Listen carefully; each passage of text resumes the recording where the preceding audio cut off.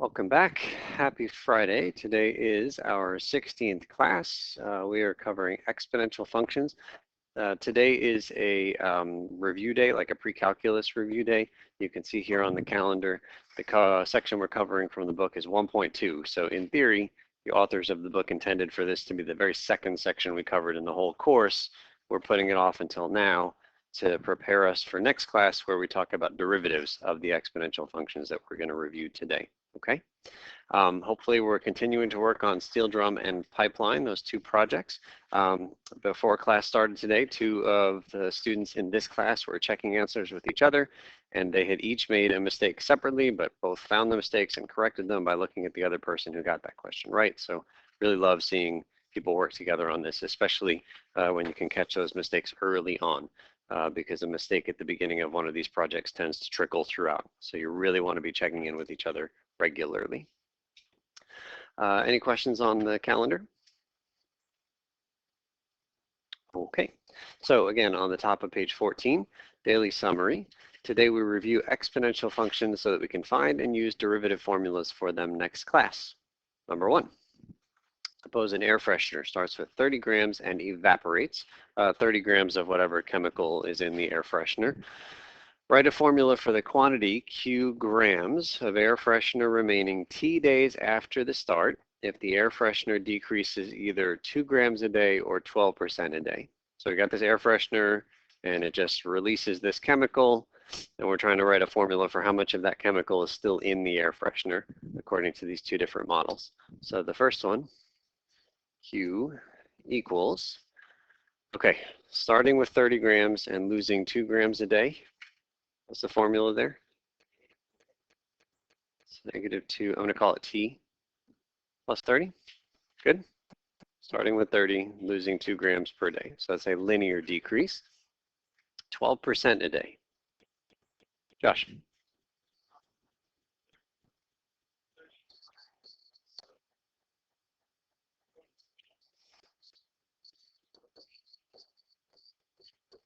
What do we think? Josh says 30 times 0.88 to the T. Does everybody see where that 0.88 comes from? Josh, where'd it come from?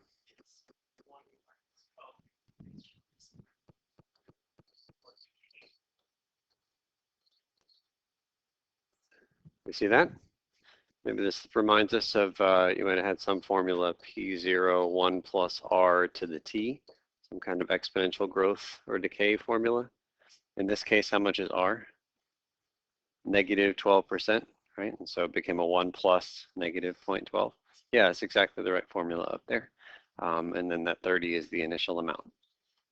Okay, so we said that part A was a linear formula. Part B is an exponential formula.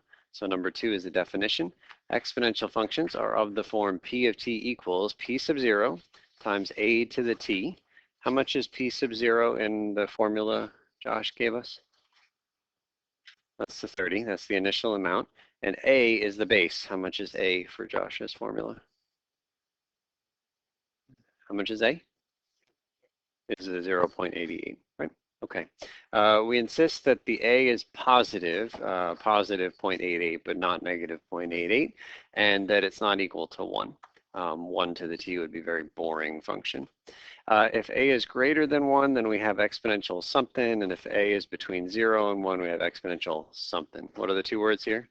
Greater than 1 is exponential growth, and between 0 and 1 is decay.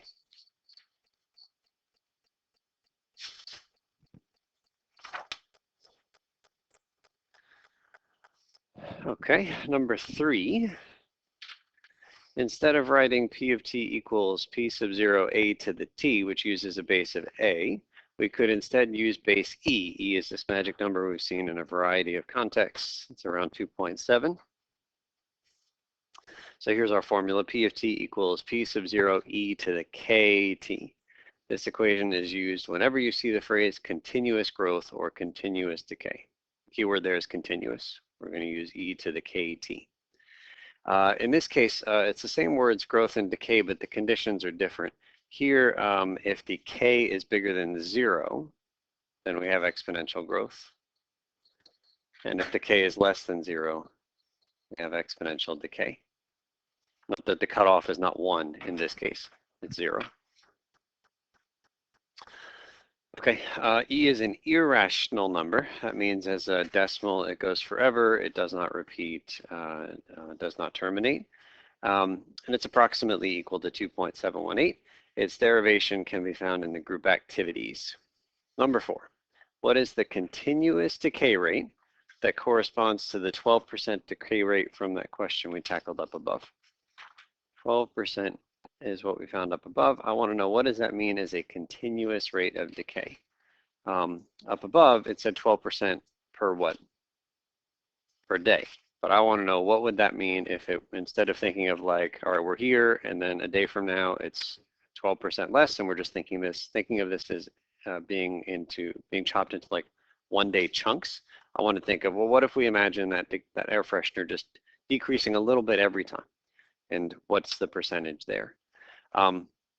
Okay, so let's give this a shot. I know that Josh's formula was good. That was the 30.88 to the T. What I want to do is force that to land in the continuous formula, and the continuous formula involves E.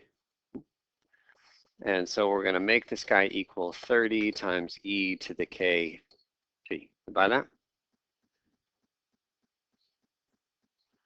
And the answer to this question is going to be the value of which letter up there?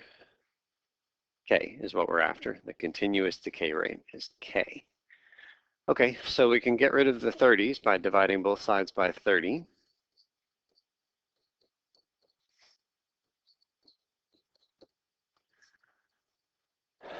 And we can get rid of the t's by doing what algebraic thing to both sides? Yeah, raise both sides to the power of 1 over t. That's the idea. We'll raise this side to the 1 over t, and we'll raise this side to the 1 over t for the purpose of getting rid of both of the t's. So that means the equation we need to solve is 0.88 equals e to the k. And how do we solve that equation for k? Take the ln of both sides, right? Natural log. So ln of 0.88 equals.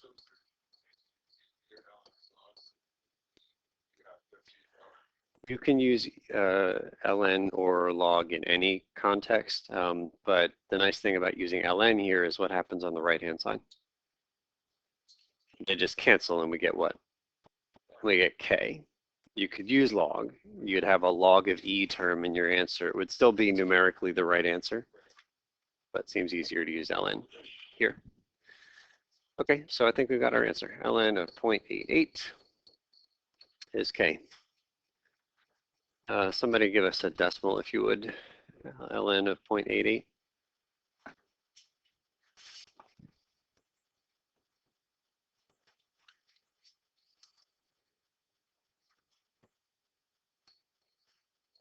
Thank you. So our continuous decay rate is about 12.8%. Not too far from the 12% from before.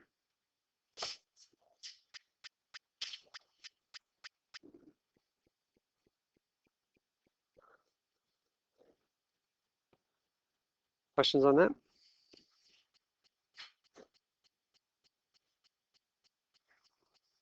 Okay, so if we have everything we need, we're going to do one more thing together on the next page. We're going to draw a graph, a couple of graphs.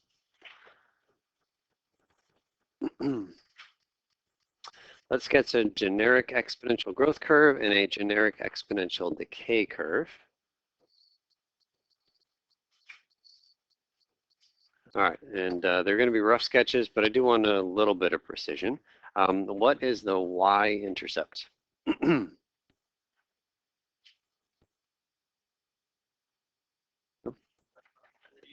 So oftentimes is 1, but in this case it's not 1.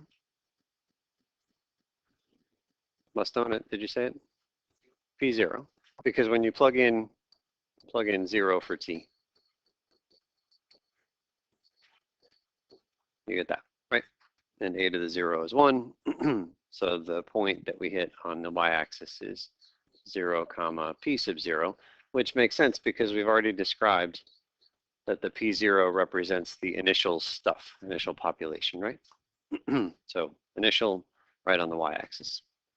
Okay, if we have an exponential growth curve, I know that it's growing the entire time. Concave up or concave down? Concave up. And horizontal asymptote? One?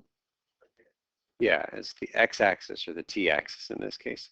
So I want to draw an exponential growth thing right here. It's got an asymptote at the t-axis. Got to be increasing concave up the whole time. So I know that you've seen that kind of picture many times in other math classes, but I'm now using some of the calculus words that we've described, increasing concave up. Okay, so that one's an exponential growth. And then on the other one, go ahead and draw an exponential decay real quick. Do you have the packet?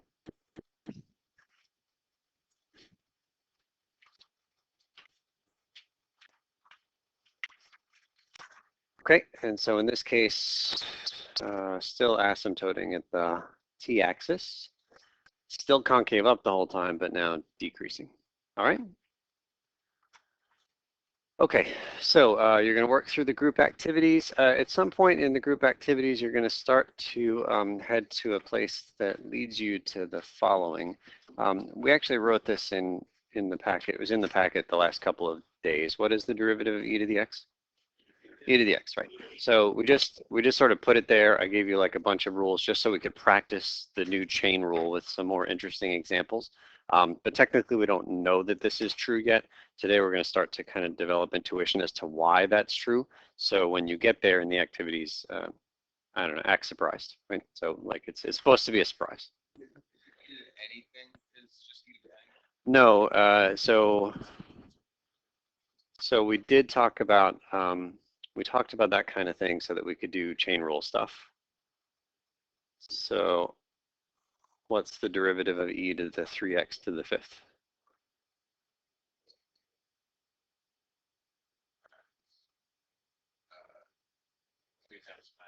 Right.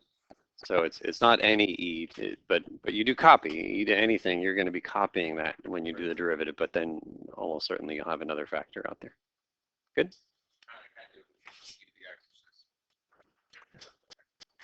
Yeah. All right, what is the derivative of that 1x? Is 1. Yeah, good. Okay, so start by filling in the chart, and let's see how far we can get here.